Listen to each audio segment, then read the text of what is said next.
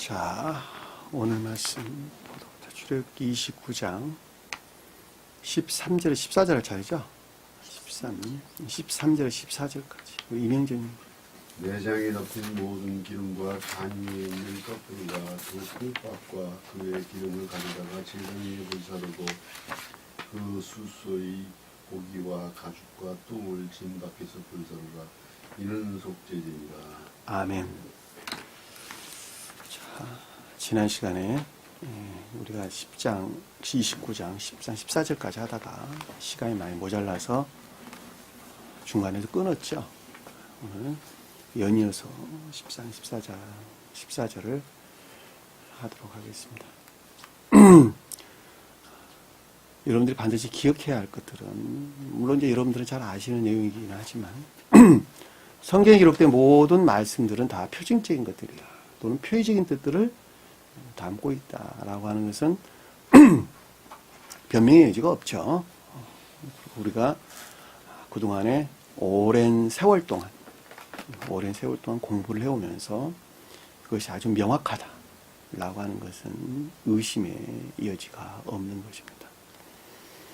그럼에도 불구하고 오랜 세월 동안 공부를 해왔음에도 불구하고 천계에 관한 그 어떤 것들에 대해서 아직 그림이 잘 그려지지 아니하고 어떤 영적인 어떤 형체에 대해서 그림이 그려지지 아니하고 명확하지가 않다라고 하는 것은 자기 생명의 영역이 아직도 천계에 속한 그 어떤 것들을 알만한 상태에 있지 못하다라고 하는 말로 우리가 쉽게 이해해 볼 수가 있겠죠.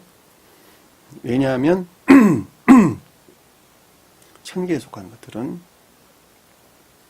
대응하는, 천계에 속한 것들을 알 수 있는, 깨달을 수 있는 생명 안에, 다시 말해 또 선 안에 있지 않으면 결코 알 수가 없는 것들이기 때문에 그렇다는 것입니다.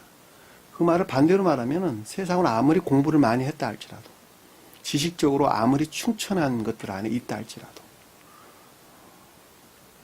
그분들이 어떤 과학자가 된다, 또 철학자가 된다, 기타 등등의 무슨 천재가 된다 할지라도 알 수 없다는 거예요. 천계에 속한 것들은. 왜냐하면 천계에 속한 진리들은 지식 안에 있는 것들이 아니고 모두가 다 지각 가운데, 지혜나 총명 가운데 있는 것들이기 때문에 그렇다고 하는 것입니다. 그러니까 천계에 속한 것들을 내가 알아야 되겠다라고 하는 것은 욕심 가지고 되는 것이 아니라, 다시 말하는 그래서 반드시 가르침에 따라 살아야만 된다라고 하는 것을 우리가 명확하게 이해해 볼 수가 있겠죠. 제가 예전에 그런 말들을 쉽게 여러분들에게 이해될 수 있도록 설명했던 여러 가지 예들이 있었는데, 그것이 도자기 만드는 장인의 비유를 해서, 또는 피아니스트의 비유해서 제가 설명을 하기도 했었죠. 자기가 아무리 공부를 잘한다 해도 자기가 피아노를 쳐보지 않는 이상은 피아노가 뭔지 알 수 없는 것하고 똑같단 말이에요. 똑같아. 천계에 속한 것도 똑같은 것입니다. 내가 아무리 도자기를 잘한다 할지라도 자기가 도자기를 만들어 보지 않냐고서는 그것을 알 수가 없는 것하고 똑같은 것입니다. 성경 말씀도 똑같아요. 내가 성경 말씀 아무리 지식적으로 선이 어떻고 진리가 어떻고 중생이 어떻고 회개가 어떻고 저쪽 안다 할지라도 내가 그 가운데 머물러 있지 않냐고서는 그것을 알 수 없는 것과 똑같다. 지식적인 것은 꼭 지식으로 끝나는 것이지 결코 지각 가운데 있는 것은 아니다라고 하는 것입니다.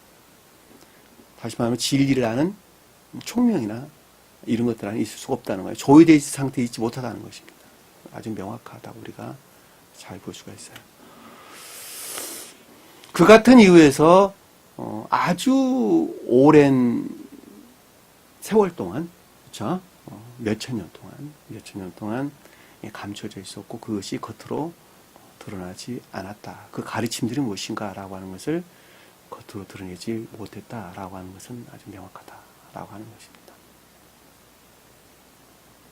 그럼에도 불구하고 이 시대에 극히 적은 몇몇들에게, 중생한 아주 극히 드문 몇몇 사람들에게 그 가르침들이 뭔가라고 하는 것을 주님께서 계시를 하셨고, 주님께서 계시했다라고 하는 깨달을 수 있도록 조유 안에 주셨다, 빛 안에 주셨다, 이런 말씀이에요.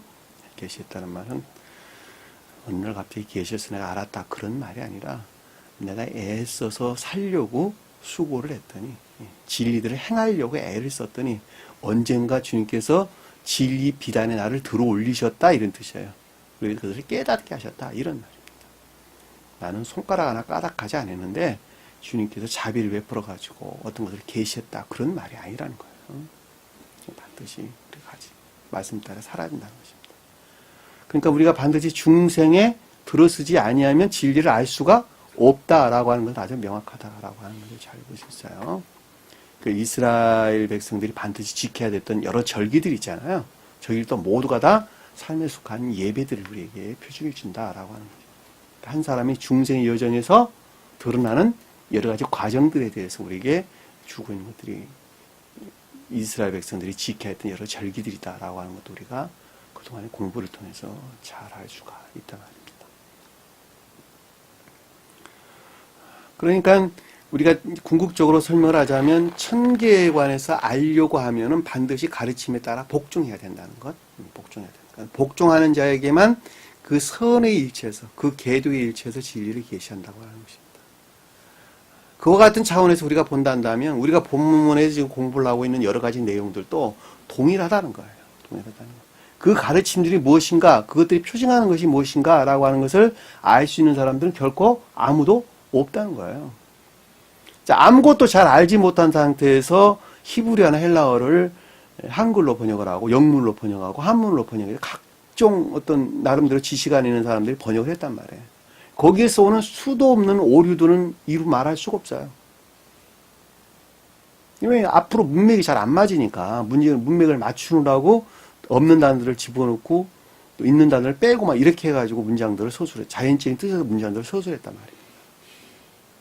그래서 성경의 말씀의 문자적인 뜻만 가지고는 결코 영적인 어떤 것들을 해석할 수가 없다는 거예요.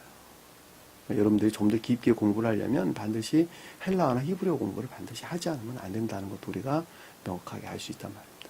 사실 그것마저도 많이 편역이 되면서 더럽혀지는 것들을 많이 볼 수 있어요.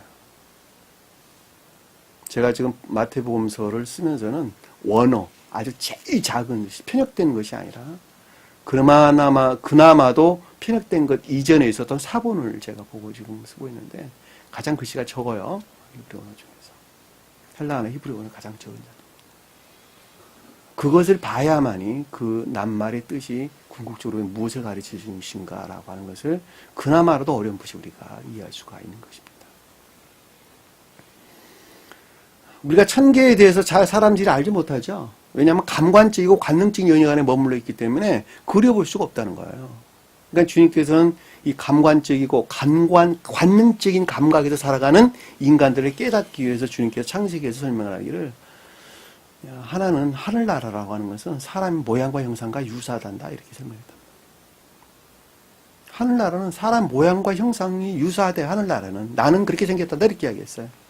나는 하나님이라는 사람은 그렇게 생겼단다. 그러니까 너를 보면 내가 나를 볼 수 있어 이렇게 설명하셨단 말이에요. 창세기에서. 그랬죠? 그러면 사람을 스베덴보리 사도는 뭐라고 그랬냐 그랬더니 그러면 사람과 유사하게 생겼으니까 이걸 다른 말로 뭐라 그랬어요? 최대인간 그랜드맨이란다. 그랜드맨 최대로 큰 사람이란다 이렇게 설명했어요. 아주 큰 사람이란다. 사람 안에 있는 여러 가지 메커니즘을 보고 천계를 그려볼 수가 있단다 이렇게 설명했단 말이에요. 그럼 사람 안에 있는 여러 가지 머리 그리고 몸통 안에 있는 장기들 그 다음에 다리에 있는 여러 가지 것들 뭐 이런 여러 가지 기관들을 가지고 천계를 그려볼 수 있다는 건 아니겠습니까? 그래 안 그래? 명확하죠. 그리고 수태해가지고 태아가 성장하고 출산하는 과정에서 한 사람이 사람 돼가는 과정 중생하는 과정을 그려볼 수가 있단다. 아무것도 알지 못하는 어린아이로 태어난 갓난아이가 어른으로 성장하는 과정을 보면서 영적인 사람들이 중생하는 과정을 알아볼 수 있단다. 태아가 수태해서 태아가 성장하는 과정은 천적인 사람들의 대응을 한다. 무지 어린아이로 태어난 자가 성인이 되어가는 과정은 영적인 사람들의 중생을 표징한다라고 하는 거예요. 다시 말하면 대응하고 있다는 거예요. 한마디로 말하면. 태아는 수태가 되면 뭐부터 생기죠? 뭐부터? 머리부터. 그 다음에 심장. 그 다음에 몸의 형체를 갖추게 되죠. 그리고 머리가 생기고 난 다음에 놀라운 것은 눈, 코, 입이 먼저 모양을 갖추기 시작해요. 그리고 심장이 움직인다. 심장. 눈, 코, 입, 귀가 먼저 모양을 갖춰요. 자, 야곱이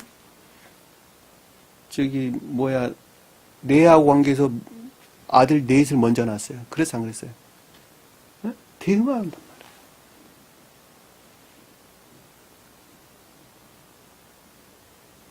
그리고 다리 생기죠, 그렇죠? 몸통에 다리.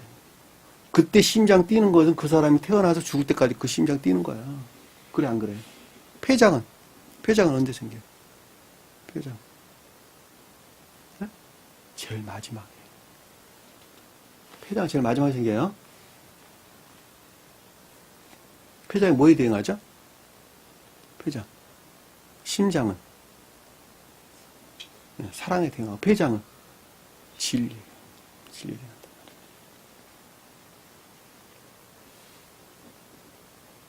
그러니까 궁극적인 영역에서 활동하는 진리들이죠. 활동하는 진리들. 그걸 폐장이란 말이에요.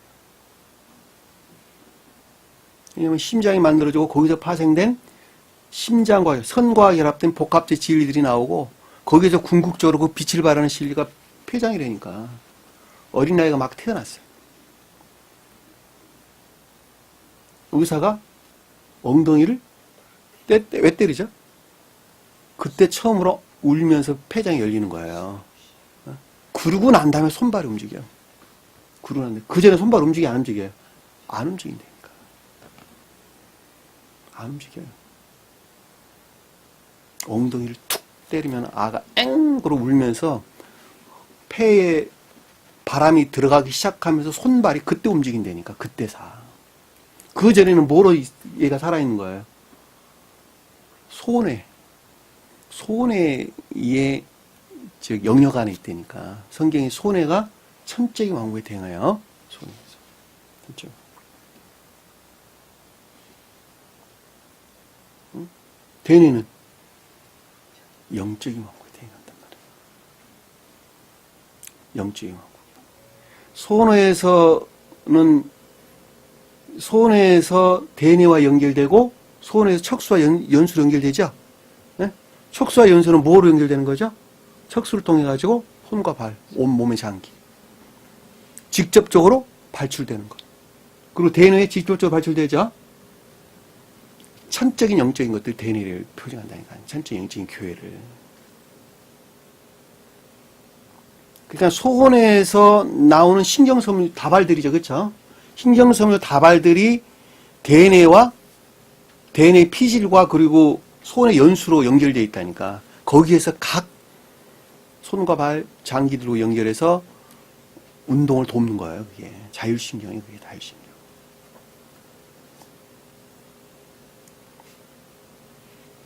이게 영적이죠. 그동안 우리 공부했던 내용들이 다 성경에 보면 천적인 것들에서 발출된 신령 진리들. 그것들이 영적인 교회를 완성한다 그랬죠. 그렇죠? 똑같죠. 그리고 영적인 것들은 모두가 다 천적인 것들부터 취한다. 그러니까 소원의 핵은 뭐예요? 주님 사랑. 주님 신령 사랑. 그 어떤 것들 여러분들이 대응이라는 개념으로 머릿속에 담고 있다면 성경의 메커니즘을 우리가 잘 주님이 어떤 분이신가라고 잘 볼 수 있단 말이에요. 그리고 그 모든 것들은 어디에서 열매를 맺어요? 손과 발. 그러니까 손과 발에서 열매 맺도록 무엇이 일해요? 몸통 안에 있는 것들. 오늘 공부하는 것들이 일한다니까. 네? 손과 발에서 열매를 맺도록. 우리가 열매라고 성경에서 열매가 뭐였어요? 사랑에 속한 선이나 인에 속한 손. 그것이 손과 발에서 열매 맺는 능력들이란 말이에요. 주님의 능력들이에요. 그것들을 위해서 내장에서 일을 하는 거예요. 몸통 안에서 다 영적인 것들이. 그러려고.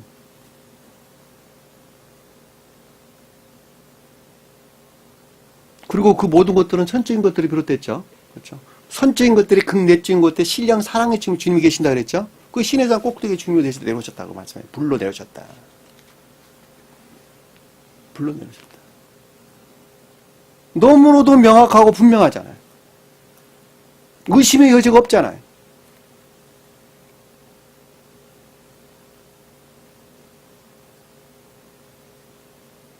사람이 머리가 커진, 옛날 사람들 머리가 컸어, 안 컸어요? 머리가? 옛날 사람들. 태고 쪽의 사람들. 머리가 적었다니까. 자연적인 사람들은 진화했다 그러는데 진화한 거예요? 퇴화한 거라니까. 성경적으로 보면 퇴화한 거예요. 머리가 커졌다. 손해가 적어지고 머리가 커졌다라는 말은 천적인 것들에서 멀어지고 영적인 것들 안에 가까워졌다는 말의 뜻이고, 선에서 멀어지고 지식 안에 머물는 것들이 커졌다, 이런 뜻이란 말이에요. 태국교회 사람들은 머리가 적었어. 1억 년 전에 스베덴부리 사도이면 100억 년 전에 살았던 사람들은 보면, 왜냐하면 대뇌가 일할 일이 별로 없었다니까. 우리 공부했죠, 그쵸? 우리 중학교 때인가 다니에 보면 이렇게 지리학인가 무슨 자연학습 이런 데서 우리 공부를 했잖아요. 요즘도 무슨 인류의 무슨 어디 뼈가 발견해냈잖아요. 그러는데 옛날 사람들은 머리가 일을 하질 않았어요. 본성에서 모든 것들을 지배를 했단 말이에요. 그들이 순진무구한 자들, 천계숙한 자들, 천적인 사람들 그랬단 말이에요. 그러니까 주님께서는 예면 예하여 아니면 아니오라고만 말하라. 더한 것은 그것이 악이란 이랬단 말이에요. 더하단 말이 뭐예요? 본성에서만 그냥 너희가 행하라는 거예요. 거기서 더 나가가지고 머리에서 어떤 것들을 막 이렇쿵저렇쿵 생각하는 그 자체가 이미 악하졌다 이랬 뜻이에요. 악한 사람 됐다는 거예요. 너희들.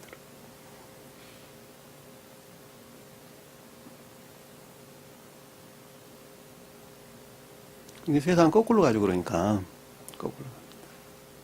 문화가 발달됐다? 문화가 발달된 것이 아니라 그만큼 인성의 측면에서 볼 때 그만큼 후퇴했다. 복지사회로 많이 발달했다. 그만큼 사람이 인성이 악해졌다. 자기 부모를 못 모신다는 뜻이요. 한마디로 말하면. 형제들 간에 우애가 없다는 뜻이에요. 옛날에는 그런 복지 같은 거 없었어도 늙어서 굶어 죽진 않았고 그런 걱정 안 했어요. 근데 요즘은 전부 다 개인화돼 가지고 자본주의화 돼 가지고 한마디로 말하면 자기 먹고 사는 거 이외에는 생각을 안 해요. 그러니까 사회에서 그것을 나라에서 책임을 지려고 여러 가지 제도 같은 걸 만드는 거예요. 무슨 기초 노령연금이 뭐니 어쩌고 어쩌고 이거 다 그런 것들 아니겠습니까? 다 그런 거 만드는 거예요. 연금 제도도 만들고 보험이 나오고 어쩔 수 하는 것입니다. 다 이거 폐단들이에요, 전부 다. 개인주의화된 개인의 이익이 극대화된 데서 나온 탐욕에서 나온 모순된 제도들이란 말이야, 한마디로 말하면. 옛날엔 그런 거 없었어요. 다 돕고 살았지. 이웃집도 돕고, 맛있는 거 있으면 나눠 먹고, 없으면 보살피고, 내 부모 같이, 내 형제 같이. 그게 주님이 그리는 세계예요. 그 주님이 그리는 세계. 천계는 다 그렇게 살아요. 우리 몸 한번 보세요. 우리 몸, 여러 장기들이 천개의 각각의 모양, 어떤 사회들에 대응을 하는데, 그들은 다 이웃들을 돕는 것으로 존재하지, 자기 자신 스스로 자기 채우기 위해 존재하는 것도 아무것도 없어요. 그거 암덩어리예요, 그건 다. 자기 자신을 위해서 사는 내 몸 안에 들어가는 암덩어리들. 그것이 내 몸을 지배할 때 나는 죽는 거예요. 암덩어리 내 몸을 지배할 때. 자기만 먹고 살겠다고 자기를 채우는 자들은 내 몸에는 암덩어리 되니까. 그것이 온몸을 지배할 때 나는 이미 죽은 자가 되는 거예요, 그래서. 그러나, 내 몸 안에 속한 정상세포들은 다 자기를 희생해서 남을 돕는 것들이 전부 다. 그리고 자기는 남의 이웃을 도울 만큼만 자기가 건강하게 유지하는 거예요. 그렇죠. 천개 질서예요, 그것이. 그러니까 우리 한 사람 인간의 물질적인 육체의 어떤 메커니즘을 통해 가지고 천계를 그려볼 수 있다라고 하는 것을 명확합니다. 하나님을 사랑하는 것이 무엇을 뜻하는지, 이웃을 사랑한다는 말이 무엇을 뜻하는 것인지, 주님을 예배한다는 말이, 주님을 찬양한다는 말이, 주님을 경배한다는 말이, 그런 가르침들이 무엇인가? 더 이상 설명을 안 해도 아주 명확하게 이해할 수 있다는 거예요. 이렇게 놓고 보면 지금 보편적인 기독교에 속한 자들은 다 멸망된 종말을 맞이한 교회다. 종말 많은 교회다. 털끝만큼도 의심 없이 종말을 맞이한 교회입니다.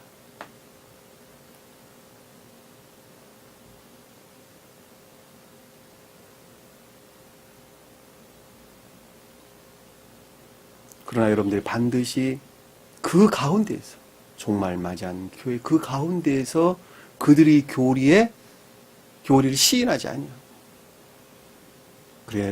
그래도 불구하고 내가 하나님을 믿는다면 말씀이 가르침에 따라 내가 소박하게 사는 것이 하나님을 믿는 것이 아닙니다. 진리들이 가르침으로부터 주님께 좀 더 가까이 나아가고자 원한다면 그들을 들어서 새로운 교회를 주님께서는 세우신다라고 하는 것입니다. 그 말씀이 전 시간에 공부했던 수송아지, 송아지가 뜻하는 거예요. 송아지. 소란다. 파르. 그 사람들을 천계 입구로 데려와라.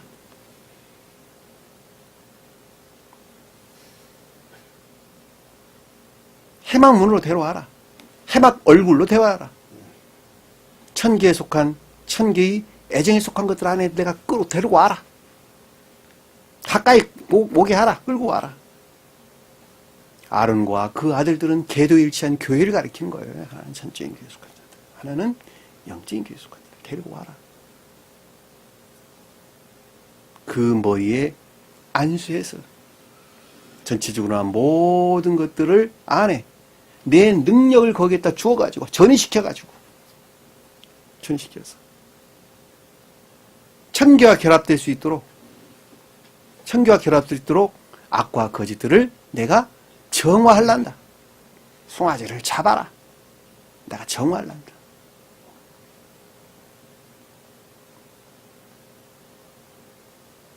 그 정화된 천계적인 선에서 말미암는 진리들을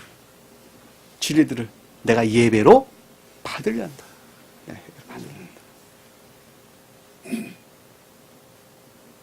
손가락으로 그 제단에 뿔을 바르고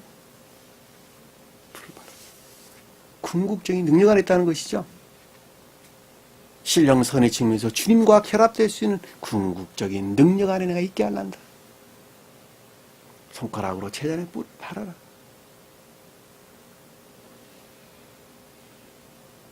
그것을 표정하고 있는 거예요. 지금 여기 보면 다른 거 가리키는 것이 아니라 그 피 모두를 제단 밑에 쏟아라.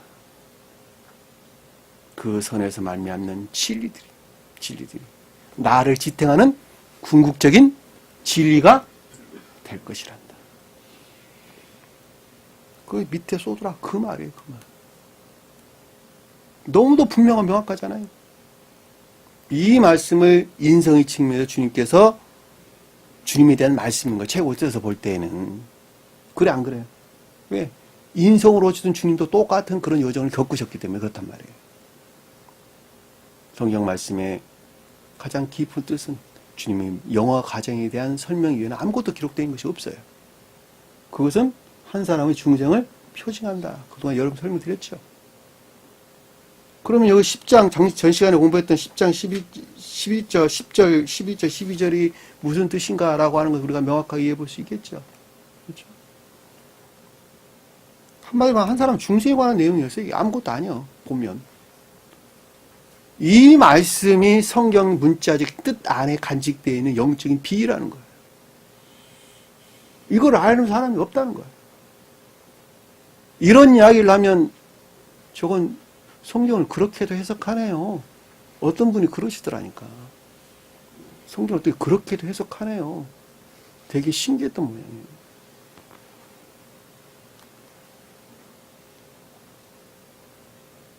그럼에도 불구하고 이 성경 말씀의 문자적인 뜻들은 세상적인 어떤 소설책과 다르가지고 전부 다 대응이라고 하는 걸로 기록되어 있단 말이에요.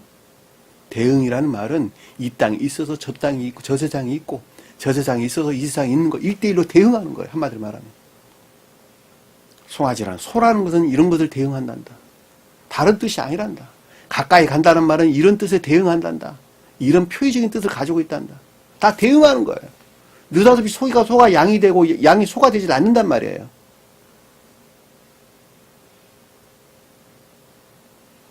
이해되셨죠? 무슨 말씀? 눈은 눈이지 눈이 입이 될 수 없는 거와 똑같은 거예요. 문자적인 뜻도 똑같아요. 그냥 손은 소일 뿐이에요. 그리고 그 대응하는 것은 반드시 그 대응 안에 있는 거예요. 그러니까 성경 말씀에 소가 언급돼야 될 때 양이 언급되지 않는다는 소리 한마디로 말하면 제가 설명하고자 하는 그 말이에요.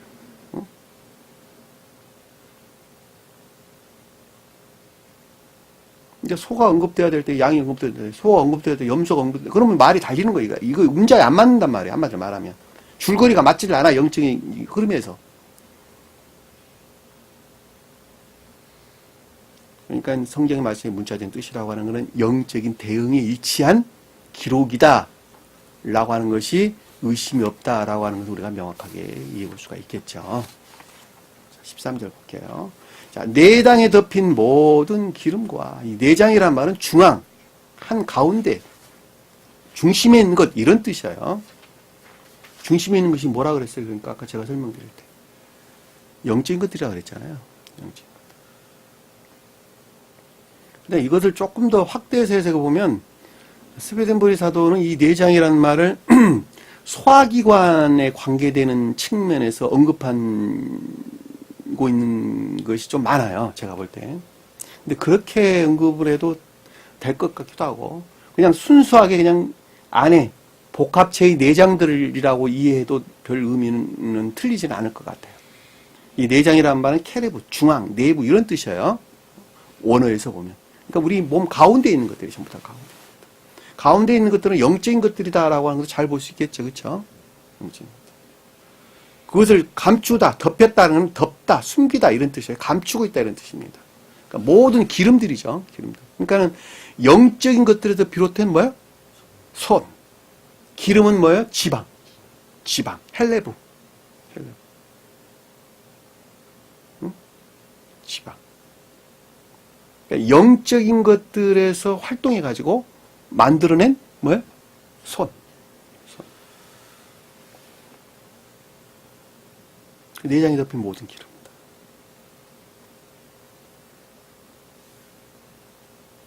이게 다 겉사람 안에 있는 것이죠. 속사람 아니고 겉사람 안에 있는 거예요. 왜냐하면 영적인 것들은 다 겉사람 안에서 영적인 것들이 만들어지는 것이죠. 그렇죠? 그러니까 겉사람 자연적인 것, 겉사람들 안에서 진리들이 활동해서 만들어낸 손이다. 근데 간 위에 있는 커플, 간 위에 있는 기름이죠. 두 콩팥 그 위에 있는 기름이니까 간 위에 있는 기름은 뭘까? 그럼 간은 뭐예요? 간. 간은 뭐 하는 거예요? 네? 해독장이죠. 그치? 정화. 정화하는. 또 간은 역할이 또 정화하는 작용도 있고 또 뭐 있죠? 당분을 저장하는 역할도 하죠. 당분을 저장하는 역할도 하고. 그 다음에 아미노산이나 지방산 같은 것을 만들어내기도 하고. 그 다음에 무슨 노화된 혈구들을 이렇게 정화시키기도 하고. 이런 간들이 그런 역할을 하죠. 그러니까 간은 소화기관에서 저는 잘 몰라요. 그냥 상식적인 것들인데. 소화기관에서 소화돼가지고 소화관을 통해서 들어온 모든 것들은 다 간으로 들어오죠. 자, 간으로 들어와가지고 몸에 유해한 것들을 전부 다 해독작용을 해가지고 각 세포로 보낸단 말이에요. 그렇죠? 각 세포로 보내는 거예요. 그럼 간이 무슨 역할입니까? 진리들이죠, 진리들. 진리들이 정화 역할을 하는 거예요. 그러니까 여러분 이걸 성경적으로 가져오면 입은 뭐에 해당된다 그랬어요? 교리적인 것들. 자, 교리적인 것들 지식들이죠. 그러니까 세상에서 우리가 터득된 지식들은 선과 진리에 속한 지식들이 먹거리죠. 그렇죠? 영적인 먹거리죠. 자, 영적인 먹거리들이 교리적인 어떤 가르침들을 통해서 우리 안에 들어오죠. 그렇죠? 들어온단 말이에요. 들어와가지고 몸의 영양소들과 아닌 것들을 분리를 내죠. 그러니까 여러분들 안에 내가 어떤 것들을 가르치면 여러분들한테 다 걸러내는 거예요. 다. 애정의 성질 일체도 걸러내는 거예요. 다. 여러분 스스로가. 그러고 난 다음에 진리들, 여러분들 안에 들어와 있는 수용된 영적인 진리들로부터 내 몸에 이로운 것과 이롭지 아니한 것들을 정화시킨단 말이에요. 정화시키고 궁극적으로 세포들이 활동할 수 있도록 보낸단 말이에요. 그래 안 그래요? 그거 대응하고 있는 거예요. 지금 보면. 네? 이게 간은 해독작용을 한단 말이에요. 진리들이 정화작용을 한단 말이에요. 그 가운데서 생긴 뭐였어요? 손. 간 위에 있는 기름.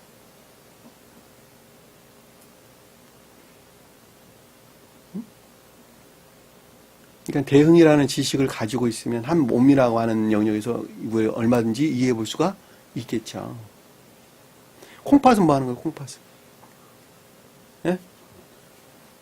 근데 간하고 콩팥은 뭐가 다르죠? 그건 이제 의미를 우리가 알면 조금 더 깊은 것들에서 이해할 수 있겠죠.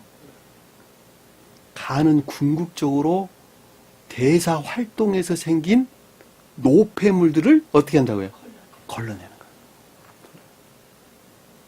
그러니까 세포와 간으로부터 영양분을 공급받고 그리고 세포와 혈관 관계 안에서 일어나는 여러 가지 것들이죠. 그렇죠? 대사 활동을 통해서.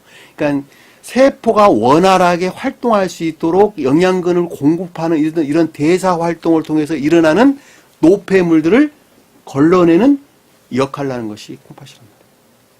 그러니까 콩팥도 진리에 대응한다라는 걸 잘 볼 수 있겠죠? 그래 안 그래요? 진리에서 비롯된 손. 간은 내면적 진리에서 비롯된 손. 내장한 기름은 영적인 것들 활동에서 비롯된 손. 스베덴부리는 궁극적인 것들이라고 그랬어요. 자연적인 궁극적인 것들이다 이렇게 얘기했는데 그 말은 제가 그래서 자연적인 궁극적인 것들이다라고 이야기할 때 스베덴부리 사도는 소화기관 쪽에 의미를 두고 해석을 하지 않았을까라는 말을 제가 그래서 하는 거예요. 근데 제가 볼 때는 이게 중앙, 가운데 이런 단어가 언급됐어요. 그러니까 영적인 것들의 활동에서 비롯된 영적인 것들이 활동에 속한 선이다. 난 이렇게 제가 여러분들에게 설명을 드리는 것입니다.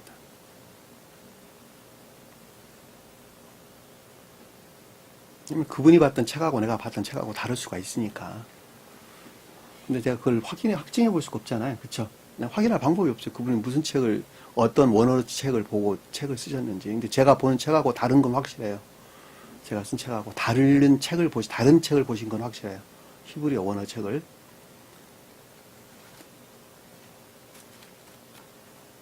자, 이 콩팥이라는 말은 성경에서 아주 많이 언급되는데 몇 가지 한번 찾아보도록 합니다. 에레미야서 11장 20절.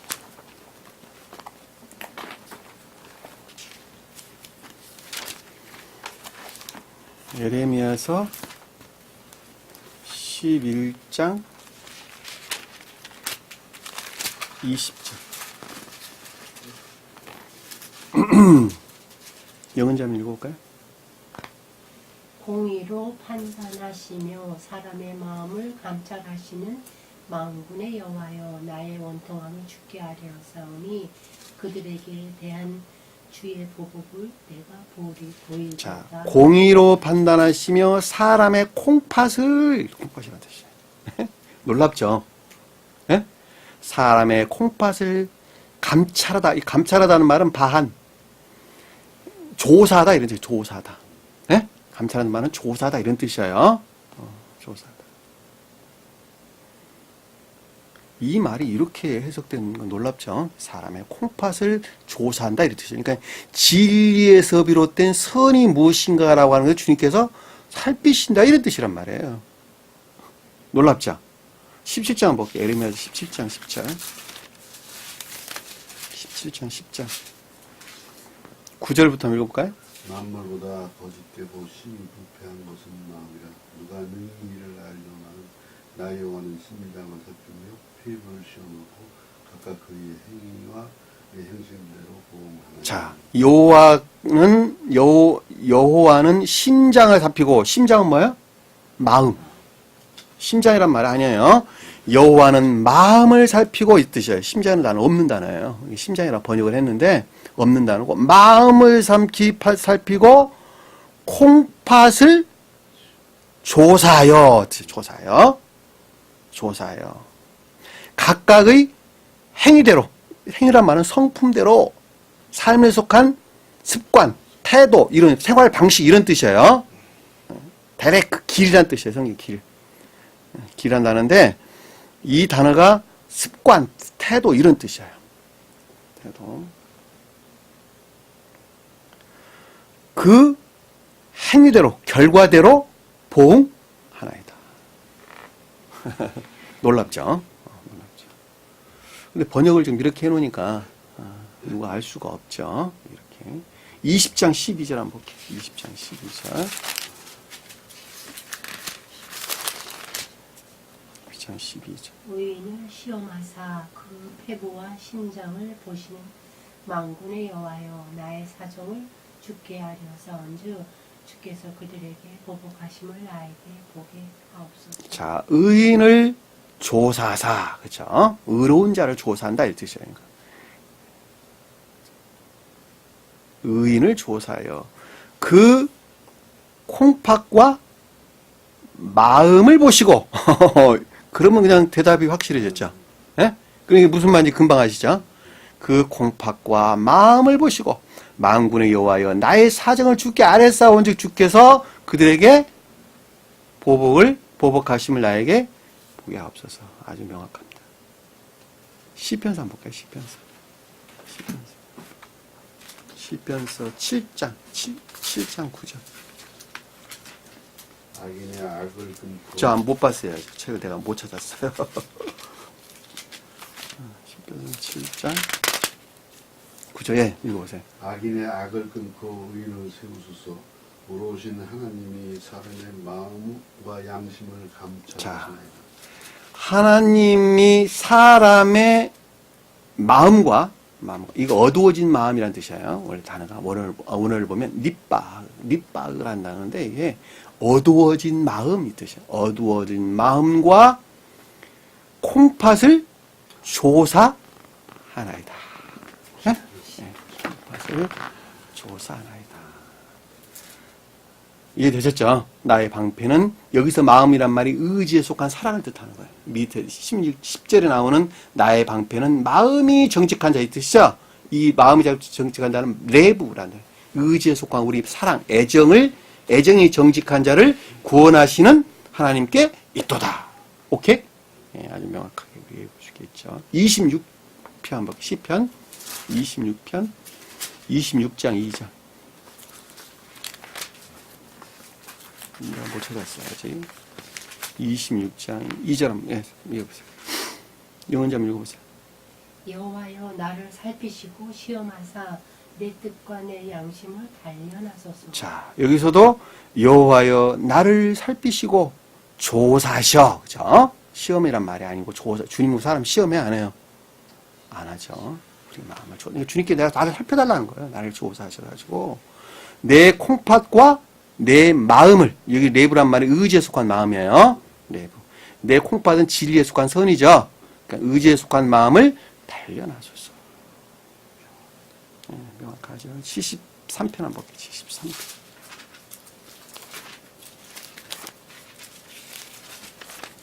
이렇게 이제 보면 그냥 의심 없죠. 그렇죠? 73편 21절 한번 볼까요? 73편 21절. 20절 한번 읽고 20절 한번 읽어볼게요. 주여 사람이 깬 후에는 꿈을 무시함같이 주께서 깨신 후에는 그들의 형상을 멸시하시리라. 내 마음이 산란하며 내 양심이 찔렸나. 자, 내 마음은 의지에 속한 마음이에요.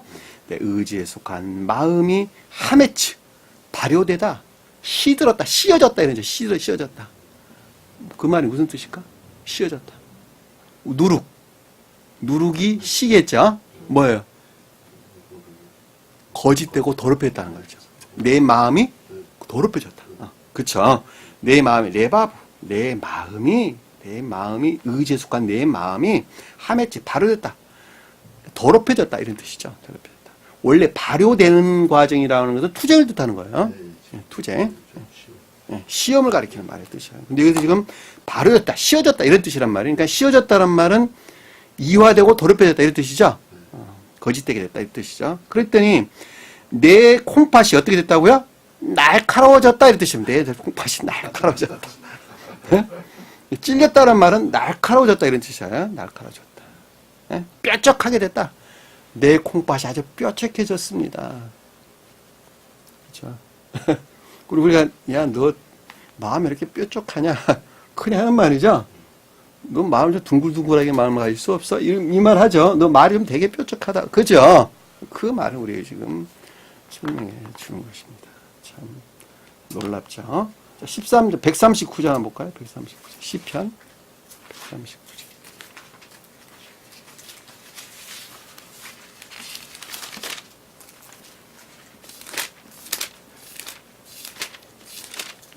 알겠어요? 139편 13편 한번 볼까요? 13편 12절 읽어 12, 13절 이문자매님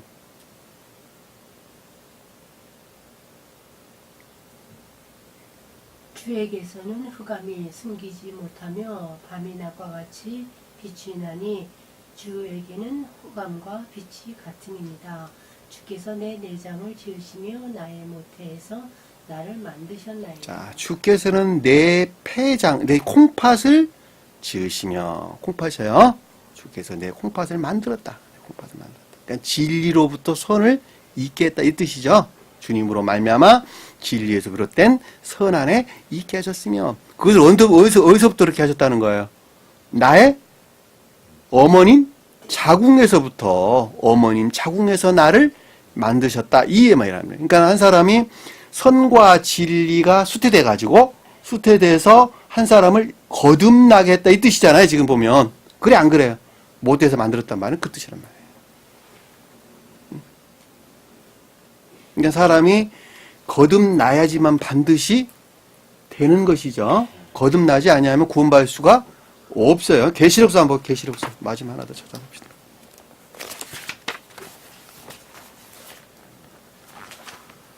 계시록서 2장 23절.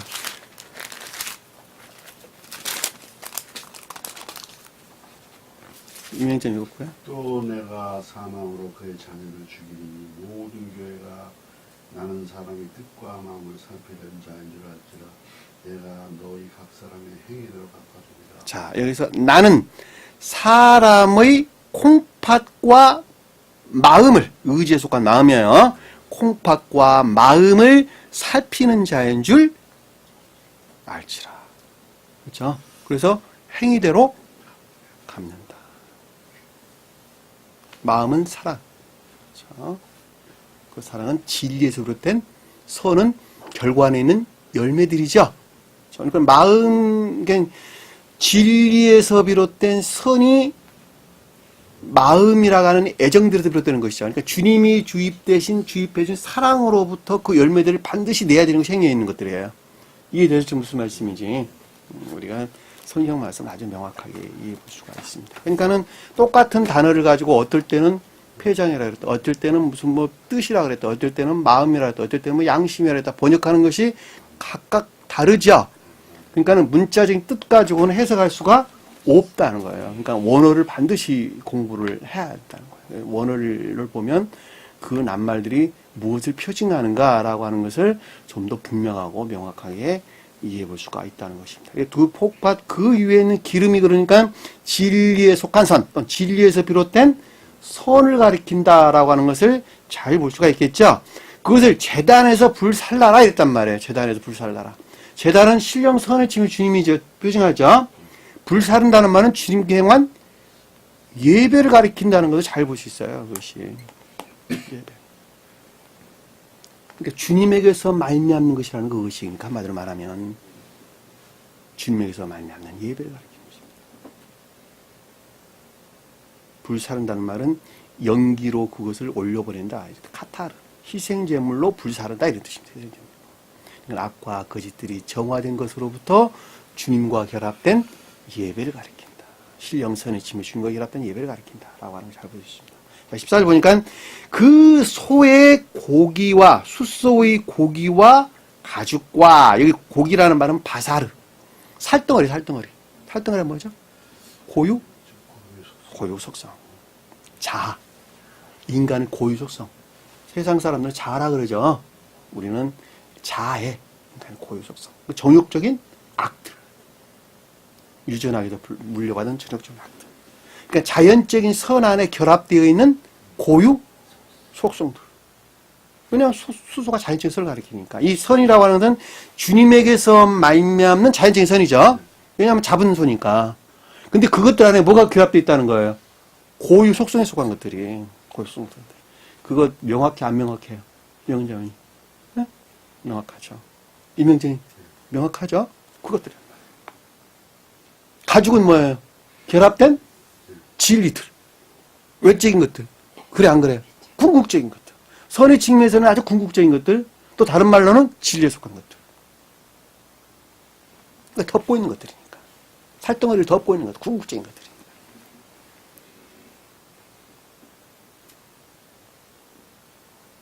그러니까 반대로 말하면 거짓들이죠. 고기라는 건 악을 가리키고, 고유속성 가죽은 거짓들을 가리킨다. 똥은 뭐예요, 똥은? 아주 불결한 것들이죠. 불결한 것들, 더러운 것들, 불결한 것들. 도저히 천계와 결합될 수 있는 아주 불결한 것들.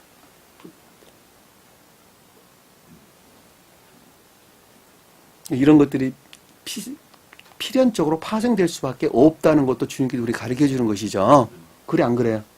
그러니까 우리가 세상 가운데도 주님에게서 말미암는 진리들을 비롯된 선한이 있다 할지라도 우리가 육체를 덧입고 사는 한 이것들이 필연적으로 우리에게 가까이 결합되어져 늘 방해할 수밖에 없는 요소들이다라고 하는 것은 명확하게 이해해 볼 수가 있겠죠.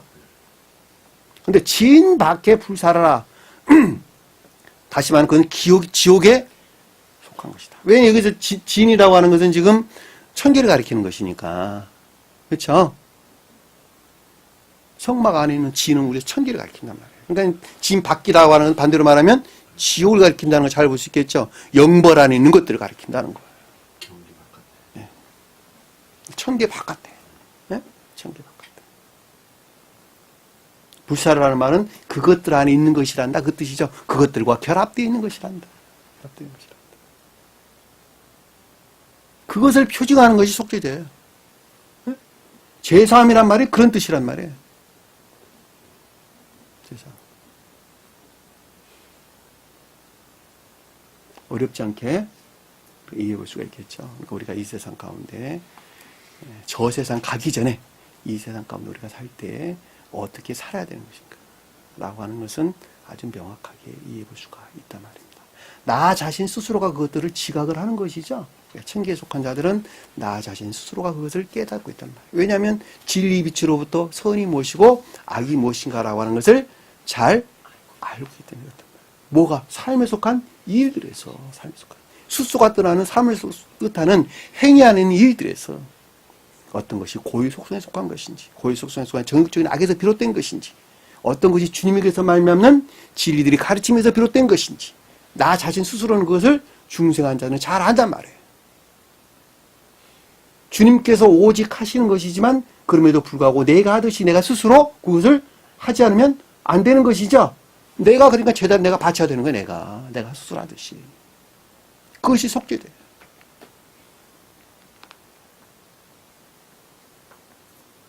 오늘 주신 말씀 마음속에 깊게 간직하시고 한 주 먼저 승리하는 저와 여러분 되기를 간절히 축원합니다. 사랑의 주님. 저희는 늘 세상 가운데 살면서 주님을 거역하면서 세상의 마음을 빼앗기고 사는 경우가 거의 대부분입니다. 그럼에도 불구하고 주님께서는 저희를 지옥으로 몰아넣지 아니하고 늘 천계 안에 나아갈 수 있도록 주님께서 간섭하신 것입니다. 주님이 홀로 하시는 일이지만 그럼에도 불구하고 내 자신 스스로가 내가 하듯이 능력 안에서 주님을 섬기는 것이 아닌가 가르침을 좀 더 잘 알게 됐습니다. 저희가 앞으로 살아가면서 결코 세상의 마음을 빼앗기지 아니하고 주님을 향해서 나가는 강건한 믿음의 일꾼들 되게 도와주옵소서. 남은 시간도 주께서 함께 할 수 있습니다. 주의 문납니다. 하늘에 계신 우리 아버지 이름을 거룩히 여김을 받으시오며 나라의 마옵시며 뜻이 하늘에 준 것 같이 땅에서도 이루어지리라. 오늘날 우리에게 일용할 양식을 주옵시고 우리가 우리에게 죄진 자를 사해 준 것 같이 우리 죄를 사하여 주옵시고 우리를 시험에 들게 하지 마옵시며 다만 악에서 구하옵소서. 나라와 권세와 영광이 아버지께 영원히 싸움나이다. 아멘.